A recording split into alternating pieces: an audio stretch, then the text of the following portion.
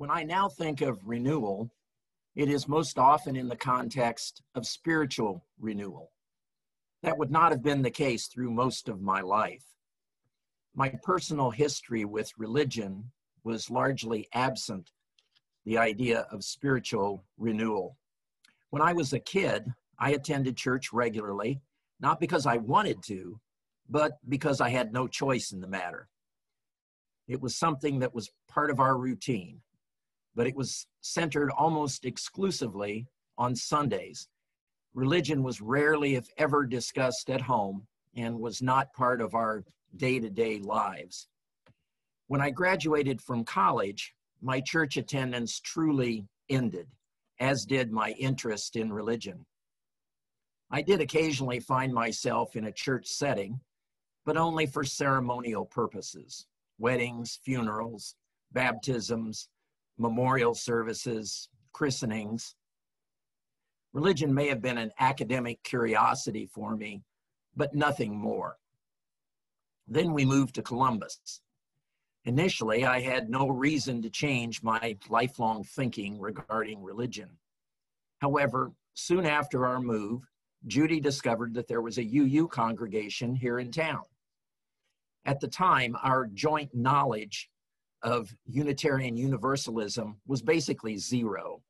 But after some research, she decided that she wanted to check it out. And she did, by herself.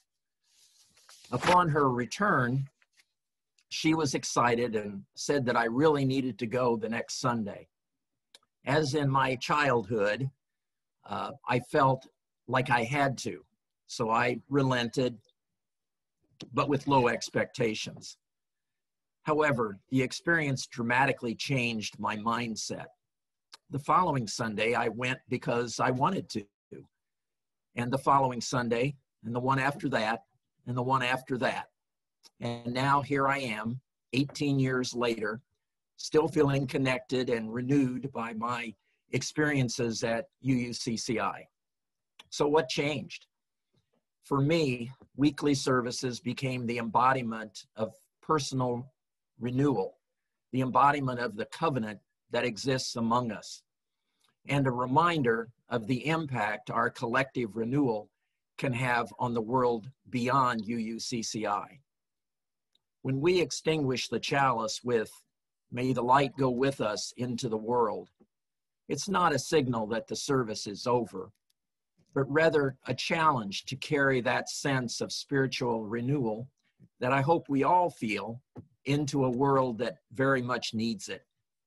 So let us journey together in our quest for renewal. Though you have been warned and given plenty of explanations, reasons to do otherwise, you have persisted to claim a life of joy and justice and to carve out this time for renewal of your own heart. Despite the din, demanding your attention, luring you toward fear and cynicism, you persist with gratitude for this day, this life that has been given, this chance to begin again. Despite all the forces of fragmentation, the disappointing ways we fail each other, fail ourselves, we must refuse to let grief undo us or to let our dreams get lost along the way. In spite of all the evidence, we keep showing up at the edge of our own longing. And then we keep going, remembering this duty we have to life. In a greater sense, this duty we have to each other, our children and their children. This hope that is also a choice we make, this promise we fight for, to persist in kindness, persevere in compassion, and prevail in a life that is bound entirely by love. There's a wind that keeps blowing since the beginning of time, and in every language ever spoken, it continues to whisper, "You must meet the outer world with your inner world, or existence will crush you. If inner does not meet outer, our lives will collapse and vanish." Though we often think that hiding our inwardness will somehow protect or save us. It is quite the opposite. The heart is very much like a miraculous balloon. Its lightness comes from staying full. Meeting the days with our heart prevents collapse. This is why 90-year-old widows remain committed to tending small flowers in the spring. Why 10-year-olds with very little to eat care for stray kittens, holding them to their skinny chests. Why painters going blind paint more. Why composers going deaf write great symphonies. This is why we think we can't possibly try again. We let out a sigh that goes back through the centuries, and then, despite all our experience, we inhale and try again. We try again. Mark Nepo says that when we think we can't possibly try again, we let out a sigh that goes back through the centuries. And then, despite all our experience, we inhale and try again. I like this framing of our efforts to live and love in this lifetime. This framing suggests that we are all connected, all of us, back to the beginning of time with every person who has inhaled and exhaled, who has fallen down and let out a sigh, and who has found the strength to get back up and begin again. 3 years ago, during our first month of theme-based Sunday services, our theme in August 2017 was We Begin Again in Love. Do you remember those first services that we created together? It feels like forever ago. I mean, I was just a little kid way back then, and to be honest, so were many of you. We Begin Again in Love became the opening stanza of our long epic and journey together. We begin again in love, a new settled ministry, a new program year, a new day to give thanks, to find courage, and to carry on. And so one might wonder, when will we get past this beginning, the beginning again part of this life, whether in love or in angst or whatever we may be holding? We might wonder, if we keep beginning again in love, are we actually getting anywhere? Or are we in the same place we were 3 years ago, or a decade ago, or 53 years ago when this congregation was formed? The answer may come from a deeper exploration of renewal. Renewal is our theme for September, and I am glad that it is upon us. September is a time of renewal, of starting again, of starting another school year, of turning toward the fall, toward a time of reflection and change. Renewal has so many definitions and uses in our current day. It's very trendy. But the unofficial definition I choose to live by is to understand renewal by looking at it at its center and at its edges. So if we look at the center of the word renewal, we have the word new, to make new. And if we look at the edges of the word renewal, we have the word real, renewal, real, real, to make real, to make new. Renewal for me is about making something new once more, to make something real once more, to make it come alive and have life and meaning and purpose for ourselves and one another. We begin once again in love.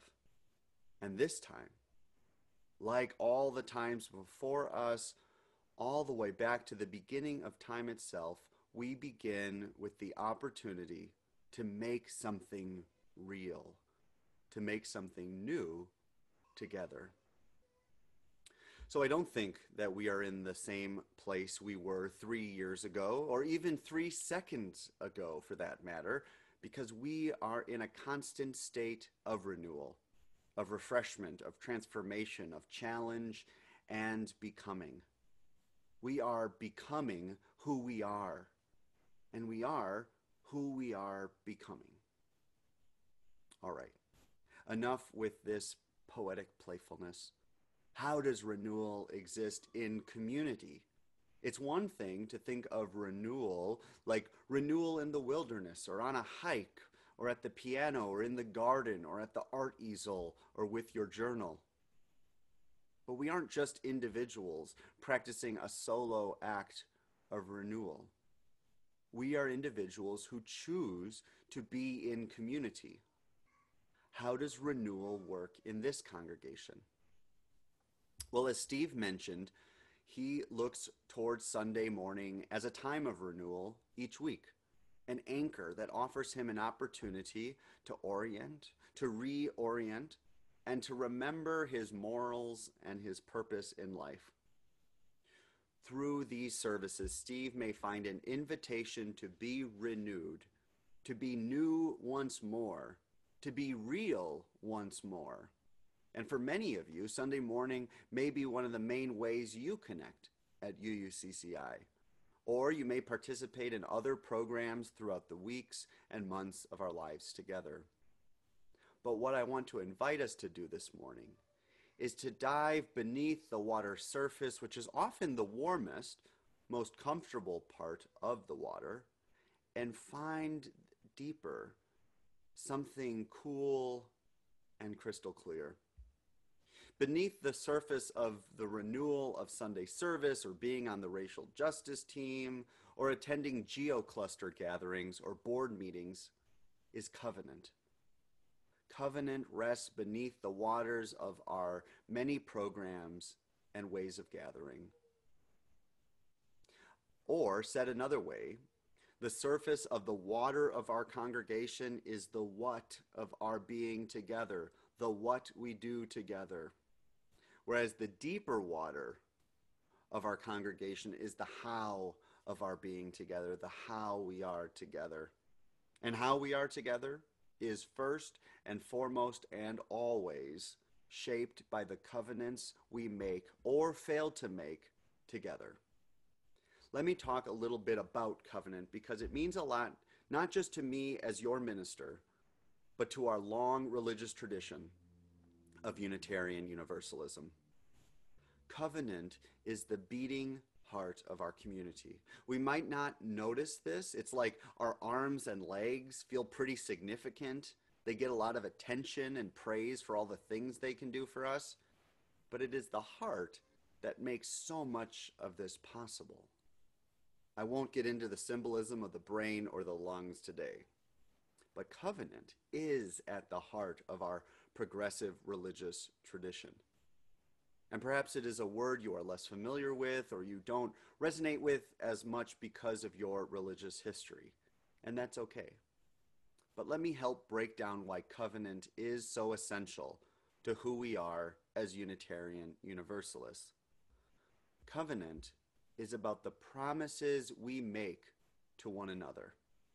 It is an embodiment of the how we want to be together in this life. Not the what, but the how. However, covenant is so much more than just the promises we make to one another.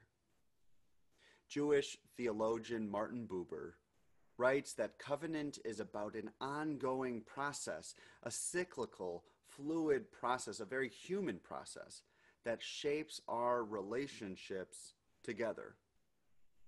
He writes, humans are promise-making, promise-keeping, promise-breaking, promise-renewing creatures.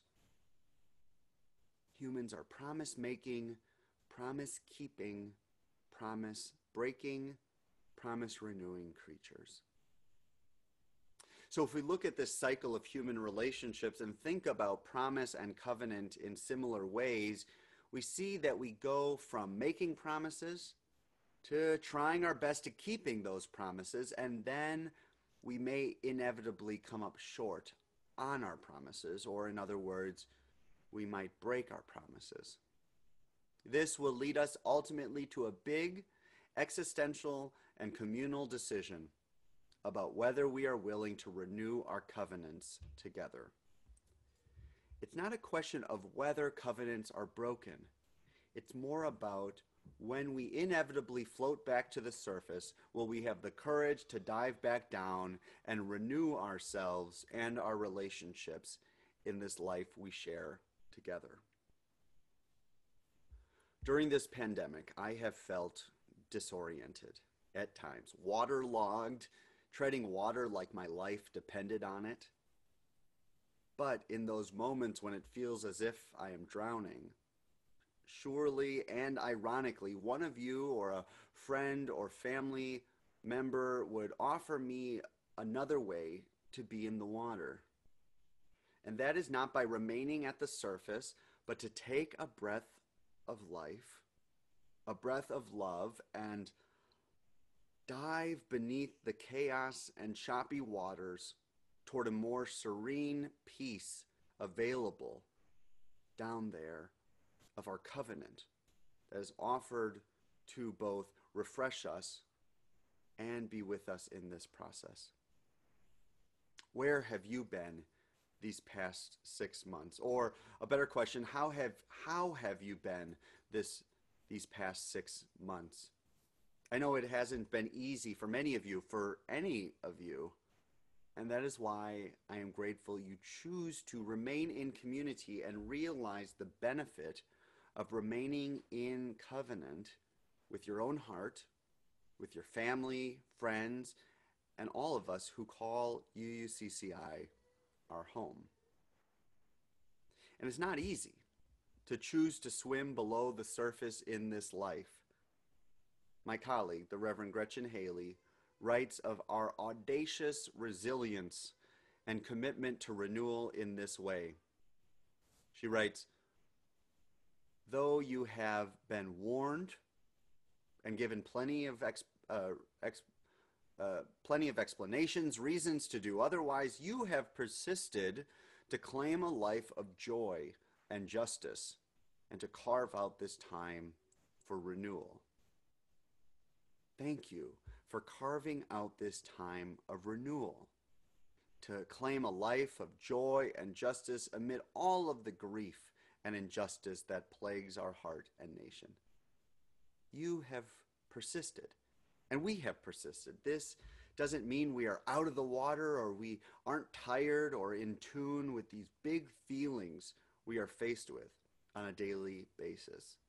This is hard. Gretchen Haley says that when we choose renewal, when we choose community and we go beneath the surface, we are doing so despite all the forces of fragmentation, the disappointing ways we fail each other, we fail ourselves. We must refuse to let grief undo us or to let our dreams get lost along the way. We must refuse to let grief undo us.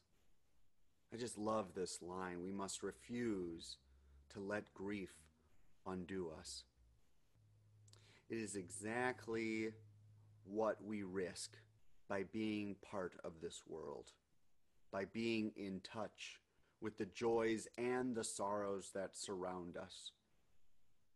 And even so, even if grief undoes us, we have a path back to one another, and that is through covenant, through the processes we can make new once more, that we can make real once more. That is the beauty of covenant, to return, not without consequence, but to return with the possibility of beginning, yes, once again, in love. Reverend Haley ends her writing by offering these words, which could be a prayer, a blessing, and yes, a covenant for us to live by. She invites us to persist in kindness, persevere in compassion and prevail in a life that is bound entirely by love. What a wonderful invitation for us to receive this morning. May we consider now whether we wish to make them real once more, together. May it be so, and amen.